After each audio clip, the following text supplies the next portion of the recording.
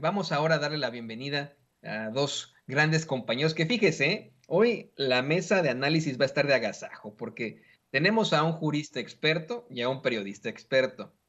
Yo le soy perfectamente honesto, esa es mi idea, mi visión del mundo. Considero que los periodistas y los políticos somos como el agua y el aceite y por eso no podemos ser amigos. O sea, a lo mejor puedes salir con uno, platicar, pero nunca funciona la situación. Pero al hablar de un abogado o abogada, jurista, constitucionalista y de un periodista, sí hay mucha siempre vinculación y este tipo de mesas, de ejercicios, pues provocan muchísimo el diálogo y el análisis, especialmente con tres casos que vamos a plantear hoy muy importantes. Las declaraciones del presidente López Obrador ante la determinación del Tribunal Electoral del Poder Judicial de la Federación y, por supuesto, estas nuevas revelaciones que hace del caso Ayotzinapa. Y por eso saludo a estos dos grandes expertos muy admirados por mí, al jurista y constitucionalista, al doctor Isaac de Paz. ¿Cómo te va, doctor? ¿Qué tal, estimado Toño? Audiencia de Sin Censura y al maestro Jaime Hernández, pues buen día o buena tarde, según sea el horario. Pues aquí, mucho gusto de estar aquí siempre en este programa. Mucho gusto de saludar también, doctor, y por supuesto, como ya mencionabas, está con nosotros el editor de la Jornada Sin Fronteras y legendario corresponsal de guerra, el querido Jaime Hernández. Jaime, ¿cómo te va? Querido Toño, ¿cómo estás? Muy buenos días en este jueves 29 de septiembre. Le mando también un gran abrazo a Isaac de Paz. Pues, ¿qué les parece? Pues estoy bien, con mucho ánimo, aquí al pendiente de las determinaciones en el caso de Vicente Serrano con el Junior S. Héctor Suárez Gómez.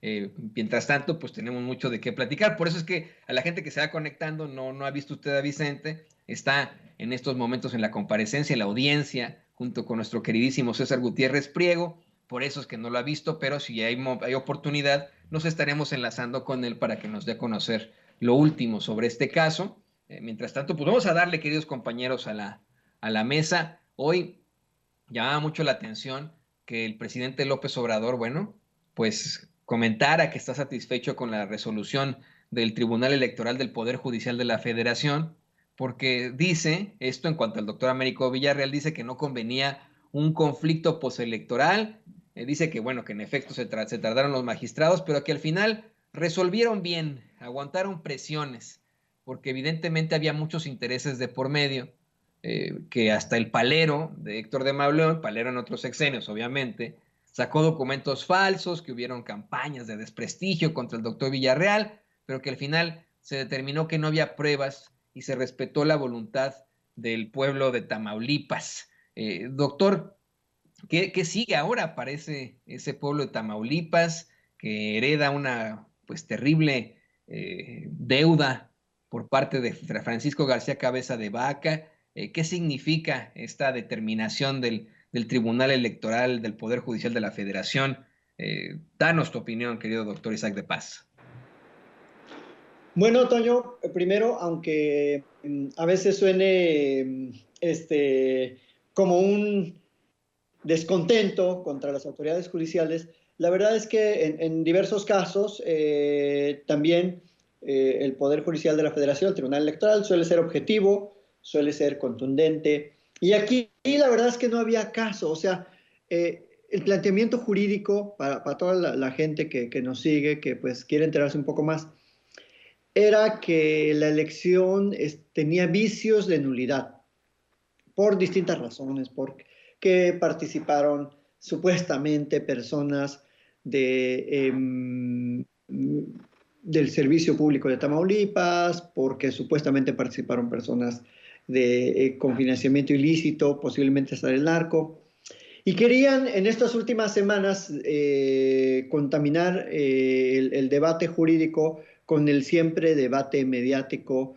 exhibiendo fotografías, exhibiendo notas periodísticas, y ya sabemos que toda esta jauría de medios corporativos que le hacen eco a esas cuestiones, seguramente muy bien incentivados con dinero, pretendían hacerle creer al tribunal o aportar datos de que el gobernador electo pues tenía una cercanía con el narco. Entonces, ya se desmintió totalmente de parte de todos los actores ahí involucrados. El embajador desmintió totalmente esas, pues esas fake news de Chamauleón, o no sé de quién más. Y que, jurídicamente el tribunal dijo, no hay posibilidades de nulidad. La diferencia entre el ganador y el perdedor es estrecha, sí, pero no da para una nulidad. La diferencia de votos era del 6%, que se traducen como en alrededor de, creo que de unos 80,000 votos. O sea, no hay mucho de dónde de impugnar o de dónde agarrar. A veces esas elecciones con porcentajes de votos muy estrechos, pues es cuando en algunos municipios suelen perder por 90 votos, por 100 votos, por 1,000 votos, pero por 80,000, pues no hay cómo justificar eso. Entonces el tribunal, pues coherentemente dijo que la elección fue, más bien el resultado de la elección es legal, es lícito, es válido, y eso no significa que no vamos a criticar que Cabeza de Vaca metió la mano, que sigue intentando poner muchas trabas al nuevo gobierno, como tú bien lo dices, y ya ahorita Jaime nos comentará. Tamaulipas es un estado que ha sido gobernado pues por sátrapas, o sea, cuando menos tienen un proceso penal y cuando más pues están hasta en el extranjero, sus exgobernadores ya sujetos a proceso. Y creo que eso es muy lamentable de un estado que puede aportar mucho a la federación, que merece ser gobernado por gente de bien, como es el doctor Villarreal. Así que pues yo aquí dejaría de entrar ese primer comentario. Sí son retos muy, muy difíciles, ¿no? Y ahorita quizás podemos entrar más en detalle de esos retos que tiene Américo.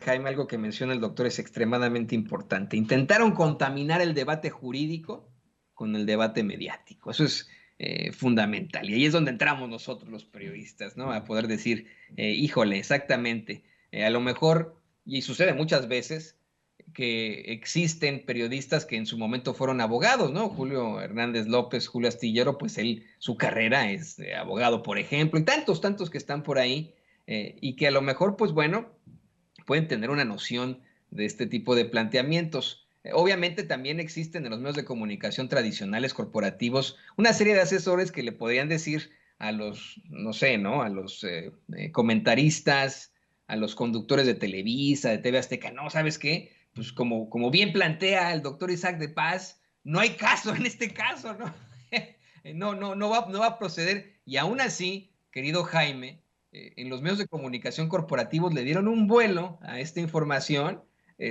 quisieron poner al doctor Américo Villarreal, híjole, al nivel de Al Capone, ¿no? Al nivel del líder de la mafia italiana, vamos al gran capo, al capo de Tutti Capi, ¿no? Así quisieron poner al doctor Villarreal y pues en todo caso le salió el tiro por la culata. ¿Tú qué opinas, Jaime? Pues yo creo que la batalla por Tamaulipas dejó entrever, dejó en evidencia esta maraña de intereses de lo más representativo de la época del PAN y del PRI. Esta colusión de intereses entre grupos mafiosos, cárteles de la droga, periodistas vendidos, medios subsidiados con dinero de los cárteles de la droga, es realmente una inmundicia, pero hay que reconocer, querido Toño, porque en México la práctica del periodismo ha sido harto complicada desde los últimos, qué sé yo, 100 años, ¿no? Es complicado, ha sido complicado sobre todo para los periodistas de provincia. Pero en este caso que nos ocupa, yo suelo decir que los periodistas efectivamente no podemos irnos a la cama con el poder. Podemos tener una relación, una proximidad. De hecho, es nuestra obligación tener cierta proximidad con el poder político, porque de otra manera, ¿cómo vamos a sacar información? ¿Cómo vamos? Necesitamos asomarnos a las entrañas del poder, pero nunca irnos a la cama con el poder.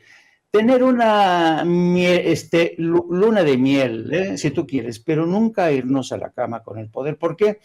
Porque entonces eso ya nos jode, ¿sabes? Condiciona nuestros puntos de vista, los intereses, pues entran en juego y es lo que hemos visto, lo que ha ocurrido en Tamaulipas. ¿Cuántos medios en el estado de Tamaulipas no han estado comprados? Lo mismo exactamente que pasaba en Campeche, ¿no? Así es que yo creo que en esta ocasión, para mí, el gran vencedor de todo este proceso electoral ha sido el pueblo de Tamaulipas. El pueblo de Tamaulipas que ya conoce al revés ya el derecho a los políticos, a la prensa, a los partidos políticos, dicho no, ya basta, no queremos seguir más con este historial de gobernadores delincuentes que se enriquecen, con esta violencia inusitada que ha asolado a Tamaulipas. Y yo creo que el pueblo es realmente aquí el gran protagonista. Por eso yo creo que el Tribunal Electoral del Poder Judicial de la Federación no tuvo más remedio. Sí es cierto que recibió muchas presiones, pero imagínate, Toño, imagínate, Isaac, que el tribunal hubiera dado un fallo distinto. Yo, bueno, ni quiero pensar cómo hubiera reaccionado el pueblo de Tamaulipas, a quien le costó sacarse de encima a estos ladrones de 7 suelas, a estos criminales.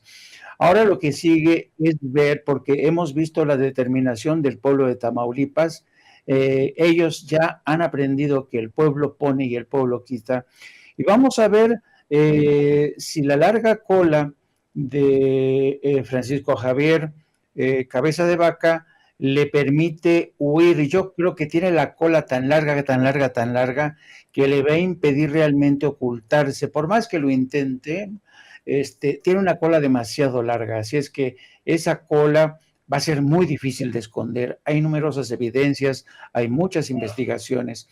Así es que yo creo que el gran vencedor de este proceso, al que tuvo que plegarse el tribunal, ha sido el pueblo de Tamaulipas. Y yo creo que son de estas lecciones en democracia que deben celebrarse, ¿sabes?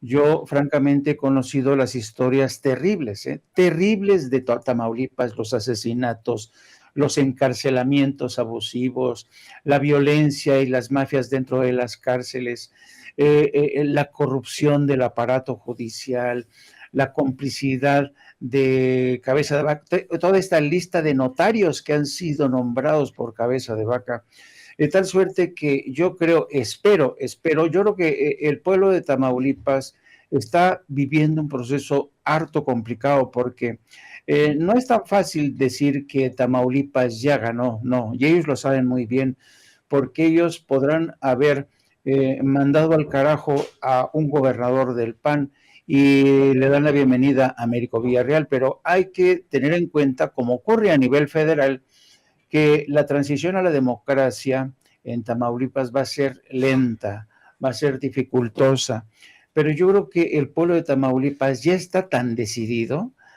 a seguir adelante que yo espero que no pierdan este brío, estos ánimos para seguir adelante. Definitivamente, y le deseamos lo mejor de lo mejor a ese el gran pueblo de Tamaulipas. Esperemos que se puedan siempre poner en contacto con nosotros ante cualquier adversidad. El mismo gobernador, pues ya próximo gobernador de Tamaulipas, Américo Villarreal, aquí en Sin Censura, siempre nos prometió aquí, nos prometió transparencia y claridad. Nosotros no, se lo decimos a usted que nos ve y que nos escucha. No hay carta blanca, no hay cheque en blanco aquí en Sin Censura, ni usted tampoco debe tenerlo. Vamos a cuestionar en caso de que sea necesario y vamos a exigir que las cosas vayan muy bien ahí en Tamaulipas. Tamaulipas se lo merece, ese gran pueblo de Tamaulipas se merece que sea el fin de esa larga noche priista y panista, que este sábado llegue ese fin de esa larga noche, pero pues vendrán las repercusiones, vendrán todavía muchas situaciones terribles que dejó el gobierno del panista Francisco García Cabeza de Vaca. El siguiente tema que me parece es fundamental. Hoy el presidente López Obrador habló, luego de dar a conocer una serie de planteamientos, Ernesto Ledesma le responde pues con muchas revelaciones sobre el caso Ayotzinapa, sobre el informe, sobre esos que no quieren que se conozca la verdad. De hecho, habla de una actitud perversa para proteger a los responsables, pero que lo importante en todo caso es plantear la verdad en todo. Hay un planteamiento que hace muy fuerte que yo había escuchado, queridos compañeros, desde hace mucho tiempo en redacciones en las que he trabajado, en los medios de comunicación tradicionales, algo que obviamente y desafortunadamente los comentaristas pues no lo plantearían porque el caso Ayotzinapa era algo que llevaba muy por encimita, que verdaderamente tienen todavía en los medios de comunicación como un tema tabú, desafortunadamente. Pero es el actuar del gobierno, del gabinete de Enrique Peña Nieto. No se entendía nunca por qué tomaron el caso, siendo Procuraduría General de la República, por qué no fue primero la Procuraduría Estatal la que enfrentó el caso, y sobre todo, ¿por qué se fabricó todo? ¿Por qué ocurrió? Pues vamos, de pronto de un día para otro salieron con la llamada verdad histórica cuando eso no se consigue, sino hasta al pasar del tiempo, cuando ya se pueden comprobar todos los datos históricos. Hoy el presidente López Obrador cuestionó al gobierno de Enrique Peña Nieto por qué debilitar al Estado, por qué debilitar una institución como la Secretaría de la Defensa, que no pudo al día siguiente o a la semana que se tenía toda la información dar a conocer los hechos, por qué engañar. Y hoy, querido doctor Isaac de Paz, tienen mucho para actuar en contra de los responsables. Antes de que vayamos a las siguientes declaraciones, ¿qué más ves tú en cuanto a acusaciones formales de personajes alrededor del gabinete de Enrique Peña Nieto? Ya está ensartadísimo Jesús Murillo Caram, pero se habla también de lo que pudo haber tenido en esto Miguel Ángel Osorio Chong, un personaje como Luis Videgaray o el mismo Peña Nieto. ¿Qué nos puedes decir sobre esto, doctor?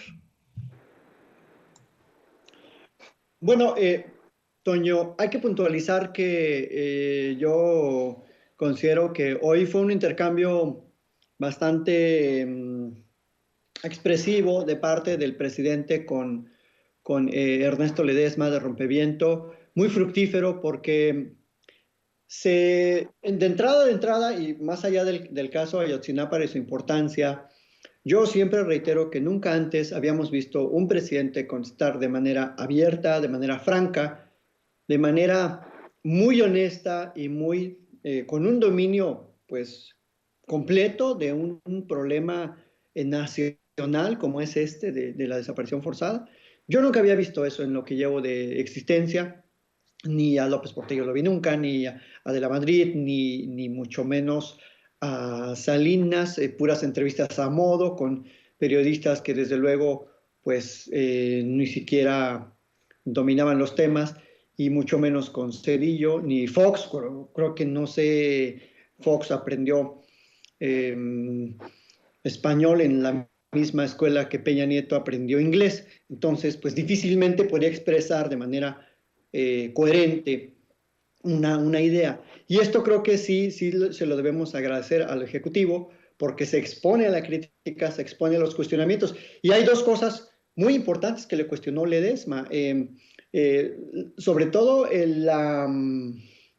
esta versión, fake versión de que la FGR, digamos, se desistió o quitó o se echó para atrás, como se dice en el argot coloquial, de 20 órdenes de aprehensión hacia militares. El presidente reiteró que él nunca ha tenido conocimiento de esas órdenes de aprehensión y que no pudo haber ocurrido eso. Y bueno, se fue un intercambio muy bueno porque se expuso parte del informe y quedó claro que el presidente no está para solapar a nadie y el ejército tampoco como institución. Y que en este país ya era hora de que hubiera un presidente que identificara o por lo menos no se opusiera al fincamiento individual de responsabilidades, porque eso es algo que sí tenemos que subrayar, que las instituciones debemos de fortalecerlas, sí criticarlas, pero también fortalecerlas en cuanto a abrir los caminos para que se limpien de corrupción, porque pues yo que pretendo vivir o hacer valer el Estado constitucional, no puedo decir el ejército está todo corrompido, el ejército no sirve para nada, y toda esa sarta de críticas absurdas que le hace la oposición a este gobierno precisamente y a este ejército, porque como él lo dijo, antes nunca se quejaban, nunca cuestionaban, había un pacto de silencio mediático, toda estos medios corporativos callaron básicamente desde el 2014 al 2018. El caso Ayotzinapa era casi caso olvidado. Hasta hubo académicos y hubo libros que justificaban la verdad histórica, que de alguna manera le daban ese sustento pseudocientífico a esa verdad histórica que hoy sabemos es una gran mentira. Y creo que el presidente, por otro lado, algo importante es que está consciente del debido proceso, que está consciente de que no se puede acusar o al general Cienfuegos o al mismísimo Peña Nieto o a otro más, y que eso no le corresponde juzgar a él. Por eso creo que es acertado de su parte que diga, no, yo no puedo investigar al general Cienfuegos, no es el papel del Poder Ejecutivo. Por eso reiteró, y me parece muy sano que diga eso. Yo establecí una comisión, eso es una comisión que está investigando y que es totalmente técnicamente independiente del Poder Ejecutivo y que tiene un acompañamiento con la Fiscalía Especializada para el caso Ayotzinapa. Y ahí, claro, ahí suceden muchas otras cuestiones porque en la FGR todavía hay mucha gente que no quiere el avance en México, que no respeta la transformación, que se opone al progreso que está planteando este presidente. Entonces, qué bueno que fue Ernesto Ledesma, que puso el dedo en la llaga, que cuestionó, y eso creo que es bastante saludable, porque nunca antes ningún periodista podía cuestionarle nada de esa manera a un presidente de la República. Y creo que si no hubiese sido por esa decisión política de reabrir el caso, de encauzarlo hacia donde nos tenga que llevar, que posiblemente va a ser muy difícil lograr plenamente la justicia, bueno, pues es el resultado que tenemos después de 4 años, de entre 14 y 18, que ese caso fue contaminado, fue manipulado desde las más altas esferas, desde la PGR entonces, y pues bueno, se está reconstruyendo el caso con los vestigios que se pueden encontrar hablando de investigación. Entonces no es fácil, o sea, tan solo ver las sábanas de llamadas de los registros, los millones de registros que hubo que analizar para llegar a ciertas conclusiones, eso nunca se había hecho y además pericialmente y documentalmente es una labor titánica. Yo admiro mucho el trabajo de Alejandro Encinas, de la Fiscalía Especializada, la persistencia de las familias, de las sobrevivientes, porque no es nada fácil. La gente dice, ay, ¿por qué no se resuelve el caso? Y mucha gente hasta cercana reclama, ¿por qué no se ha resuelto Ayotzinapa? Bueno, hacerlo bien, hacerlo con el debido proceso, hacerlo siguiendo las leyes que ya están establecidas previamente, pues cuesta mucho trabajo. Construir una mentira les llevó 2 meses. O sea, es más, creo que 1 mes y medio construir esa falacia, ese absurdo de los estudiantes fueron quemados, eran revoltosos y la delincuencia organizada los eliminó.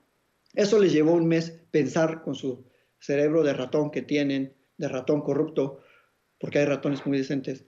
Les llevó 1 mes. Entonces, reconstruir todo eso cuando el Estado mexicano había hecho todo lo posible por no encontrar nada, por justificar un crimen y de quienes participaron en ese crimen, un crimen de lesa humanidad, pues bueno, está costando mucho trabajo. Y creo que hay mucha voluntad política, hay mucho trabajo técnico detrás, mucho trabajo también pues de algunas organizaciones como Centro Pro, me consta que han trabajado muy fuerte, de los mismos abogados, y que claro, va a haber ciertas diferencias de visión. El presidente lo dijo, pues no todos pensamos igual, hay algunos que sugieren unas rutas procesales, hay algunos que sugieren otras, pero eso es muy bueno, creo, porque por primera vez tenemos un presidente que se entera de las cosas, que sabe hacia dónde van la solución de los problemas que le están planteando en la agenda nacional y que tiene la agenda de todo. Eso no era posible antes, o sea, Fox necesitaba un vocero, el Rubén Aguilar era su vocero porque no sabía ni hablar, no sabía ni caminar el señor. Entonces, pues claro que es muy difícil esta situación de Ayotzinapa y tenemos que seguir persistiendo en esa ruta y tendremos que encontrar la poca o mucha justicia que nos llegue, creo que será muy buena. No sé qué opine Jaime al respecto. ¿Tú qué opinas de esto, querido Jaime Hernández? Hijo, mano, mira, yo creo que el diálogo entre Ernesto Ledesma y el presidente Andrés Manuel López Obrador como bien lo señalaba Isaac, arroja luces donde había muchas sombras, y yo creo que precisamente ese ha sido el problema de este caso de Ayotzinapa. Yo creo que la guerra que ha librado México desde que se atrevió a desatarla Felipe Calderón ha sido una guerra opaca, ¿sabes? Una guerra sórdida donde todos los mexicanos siempre nos preguntábamos quiénes son los protagonistas de verdad de esta guerra, ¿no? Y poco a poco se ha ido desgranando la verdad. Es no solamente los carteles de la droga, la complicidad del ejército, la complicidad del poder político desde la época de Salinas. Raúl Salinas de Gortari fue el primero que autorizó los vuelos de los cárteles de Colombia, ¿no? Fue el que más se benefició y se enriqueció con ese tráfico de drogas. Entonces, la guerra que ya había comenzado con Salinas de Gortari, pero que se acentuó, se enrareció aún más con Felipe Calderón, nos dejó a todos los ciudadanos en medio de un desconcierto, en una especie de blackout, de oscuridad. Y en muchos sentidos suele decirse, este es un viejo refrán africano, que dice, en la guerra, la sociedad civil, los ciudadanos, son como el pasto bajo los pies de un enfrentamiento, de una pelea entre elefantes. Siempre no sabemos por dónde nos va a caer, estamos bajo el peso continuo de la violencia de estos pinches elefantes que tenemos encima. Y por eso mismo, yo creo que el gobierno de Andrés Manuel López Obrador tendría que haber sido más transparente a la hora de comunicar todo lo que ha ocurrido desde que se dio a conocer el informe. Yo siempre recomiendo luz y taquígrafos. Es la mejor medicina para evitar la especulación, las campañas de desinformación malintencionadas. Y yo creo que el presidente, que por primera vez hoy nos dio la línea del tiempo de cómo se fueron produciendo las peleas, pues por primera vez nos estamos dando cuenta quién está contra quién, porque desde que el presidente reconoció de que efectivamente había diferencias, que tenía presión en su gobierno, pues se desató la especulación. ¿Presiones de quién? De los militares. Hoy Aguilar Camín se atreve a publicar en el diario Milenio que según versiones, ya saben, de fuentes allegadas de Palacio, en una reunión en la que estaba el secretario de Defensa, dio un manotazo en la mesa porque se iban a meter contra los militares y dijo, si esas vamos, voy a sacar el ejército de las calles. Yo, francamente, no me imagino al general Crescencio Sandoval dando un manotazo y contraviniendo las órdenes del presidente, que es el comandante supremo de las Fuerzas Armadas. No me lo creo. Entonces, ¿pero qué es lo que ha pasado? Hasta ahora, ¿cuáles han sido los adjetivos que se han utilizado para presentar este capítulo tan confuso? Se ha utilizado los adjetivos, los cabezales en columnas, dice, la caja de Pandora del informe de Ayotzinapa, el laberinto de confusión del informe de Ayotzinapa. Y esto es producto justamente de esta falta de transparencia. Yo creo, y como dice a veces bajo el cabezal principal del Washington Post, hay una frase que dice, la democracia muere en la oscuridad. Y mientras este gobierno no aprenda, el presidente ya lo ha dicho, él cree que es importante que este pueblo, el mexicano, sepa de primera mano qué es lo que está ocurriendo de verdad, porque si no, le va a dejar amplio terreno a los especuladores, a quienes creen generar confusión, hablar de, no, es que los militares ya están desobedeciendo al presidente, se le echaron encima Carlitos Loret de Mola en la columna, creo que de ayer o antier, los militares doblegaron al presidente, sáscales, ¿no? Entonces yo por eso recomiendo siempre luz y taquígrafos.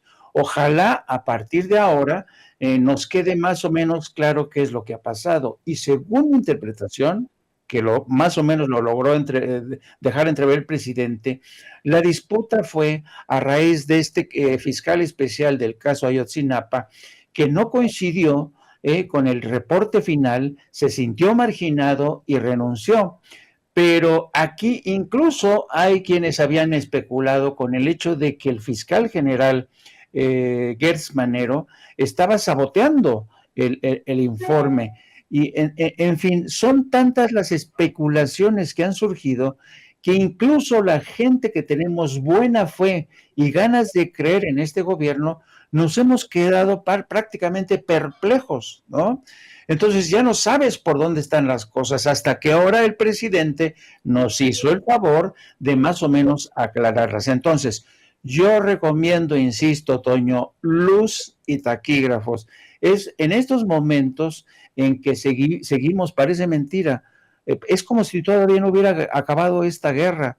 Seguimos entrampados por estas medias verdades, rumores que surgen desde Palacio, desde fuentes confidenciales, y qué mejor que aprovechar la mañanera para que el propio presidente aclare esto, porque si no, yo creo que el nombre del operativo, y lo hemos visto desde las últimas semanas, de la oposición y los medios corporativos, con honrosas excepciones, es hacerle el caldo gordo a la confusión.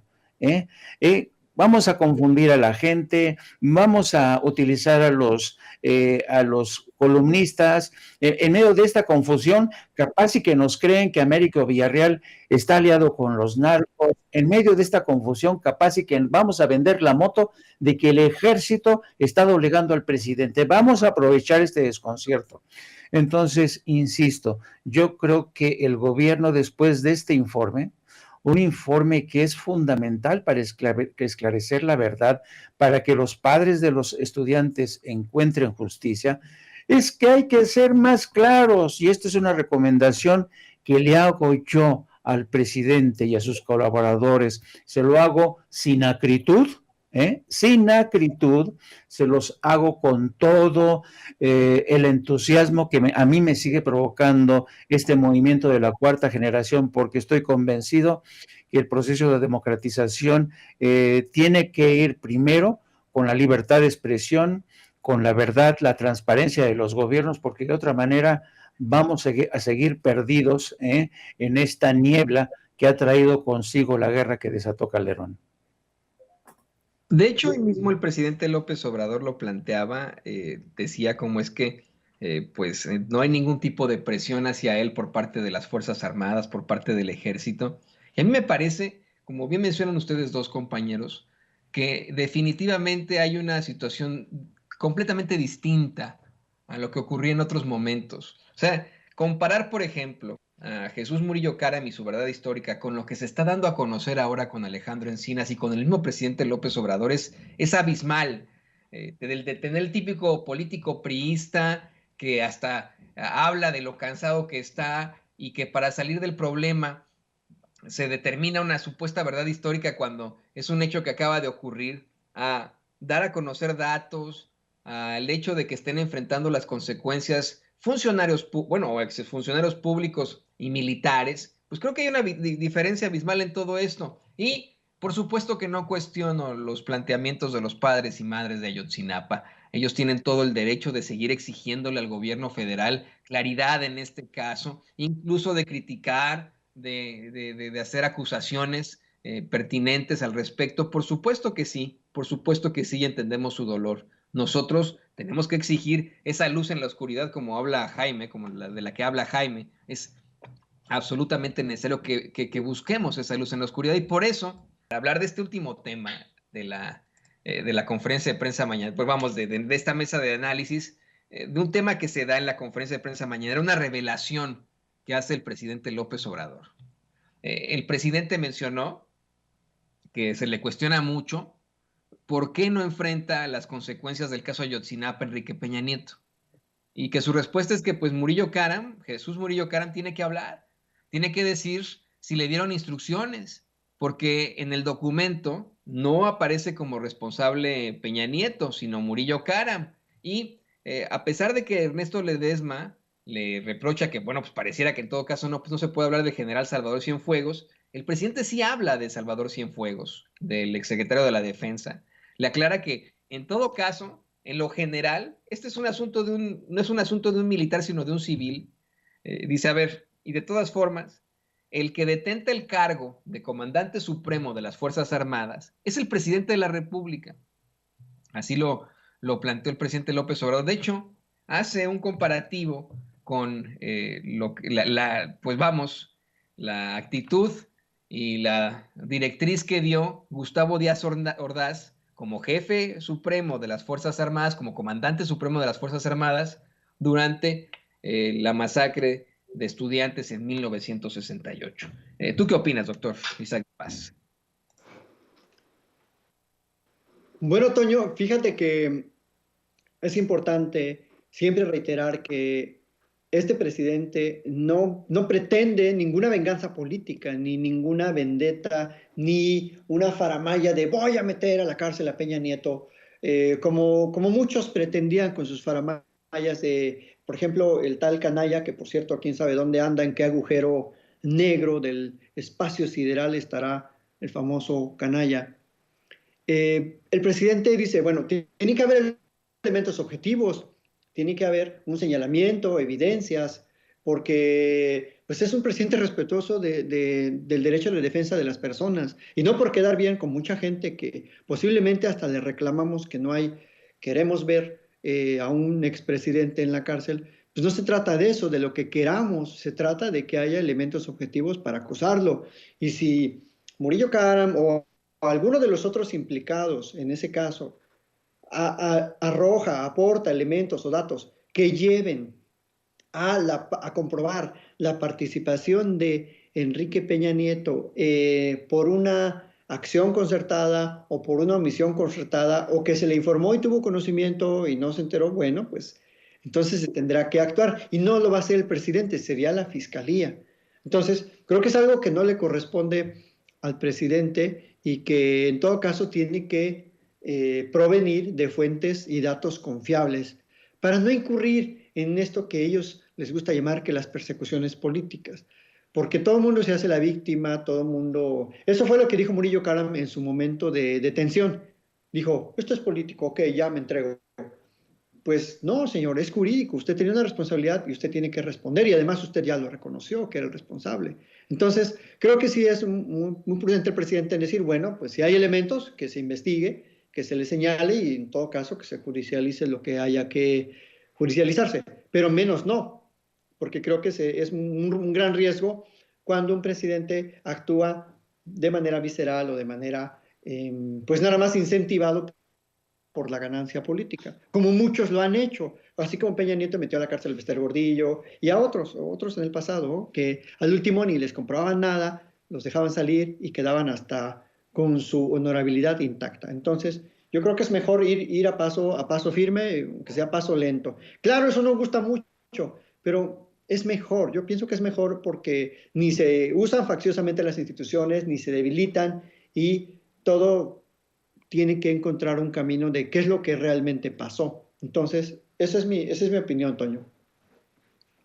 Y tienes razón, en estricto sentido, pues no es el presidente como el que detenta el poder ejecutivo, el que tendría que estar exhibiendo las responsabilidades en el caso Ayotzinapa, pero querido Jaime, la realidad es que sí pesa mucho que un presidente dé a conocer este tipo de datos. Sí pesaría muchísimo que, ok, digamos que de pronto Murillo Karam hace el planteamiento de que hubo algún tipo de instrucción por parte de Presidencia de la República, por parte del expresidente Enrique Peña Nieto. Y esto permite que se genere algún tipo de carpeta de investigación por parte de esa misma Fiscalía General y se sume a otras investigaciones que ya tienen sobre precisamente Enrique Peña Nieto. Creo que sería verdaderamente pesado, fuerte, importante y vital para la vida pública de México que sea el mismo presidente López Obrador el que lo exhiba y el que digan, pues ahí está, yo no lo puedo perseguir, yo no puedo decir nada, pero sí fue el Estado, sí fue la directriz del comandante supremo de las Fuerzas Armadas que en ese momento fue Enrique Peña Nieto. ¿Tú qué opinas, Jaime? Hijo, mano, no sé. Fíjate que cuando llegamos a la parte, porque es un capítulo aparte, el de Murillo Karam, fíjate que yo no sé si ustedes han visto esta película magistral del Padrino, que por cierto fue seleccionada para estar hoy Es una de las pocas películas que se conservan en el Congreso, en la Biblioteca del Congreso de Estados Unidos, ¿no? ¿Por qué? Porque realmente, aunque con personajes ficticios, El Padrino relata esta colusión de los mafiosos con el poder político, con la policía, ¿no? ¿Y por qué cito al Padrino? Porque para mí Jesús Murillo Caram es uno de estos viejos operadores del PRI. Es un tipo de una escuela antigua, muy anterior incluso a Enrique Peña Nieto. Jesús Murillo Caram ha sido todo un personaje en sí, es mucho más anterior, comulga de la vieja escuela de, por ejemplo, de la omertá, ¿no? De la omertá casi siciliana que había en el PRI. Y yo dudo mucho, dudo mucho, francamente, que Murillo Caram eche bajo el autobús a Enrique Peña Nieto, ¿no? Como sugería hoy el presidente. Hay que tener en cuenta que Jesús Murillo Caram ya es un hombre de muy avanzada edad, está enfermo, y ¿qué beneficio podría traer para él echar al agua a Peña Nieto, limpiar su reputación?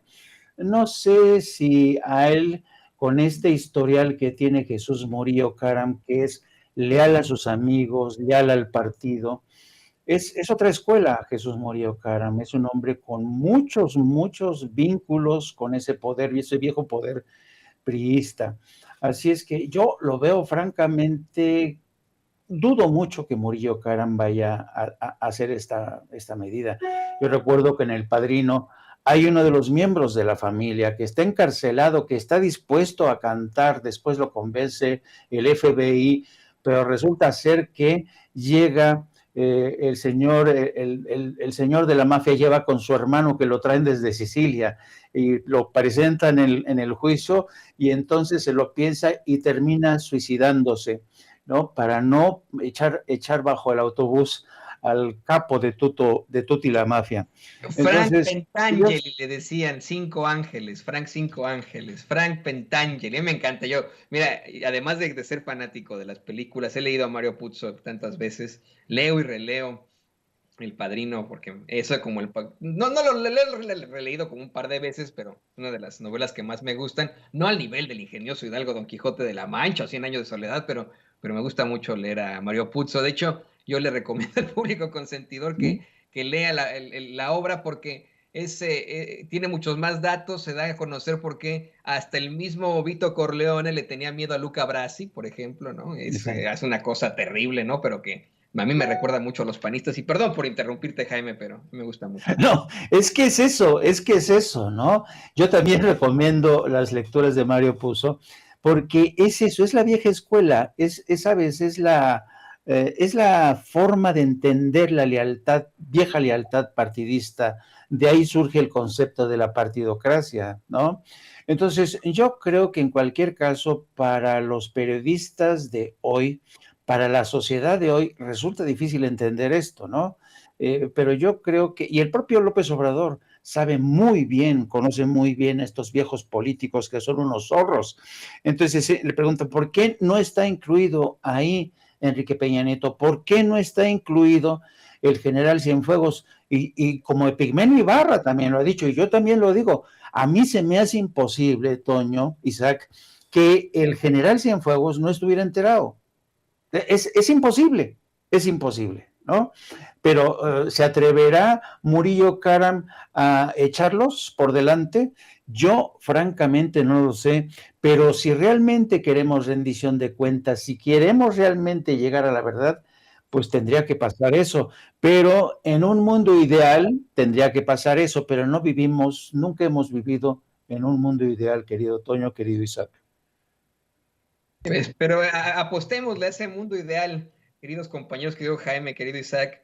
Yo les agradezco por esta gran mesa de análisis que hemos tenido. Ha sido verdaderamente fuerte, creo que muy enriquecedora para el público consentidor. Espero que así lo esté opinando nuestra audiencia. A mí me parece que ha sido muy enriquecedor lo que hemos visto, lo que hemos escuchado hoy ante esta pues estos temas que se presentan. Y te ruego, mi querido Jaime, que por favor nos compartas tus redes sociales, qué andas haciendo por ahí en tus canales, cómo es que estás conduciendo como yo, pero en la noche.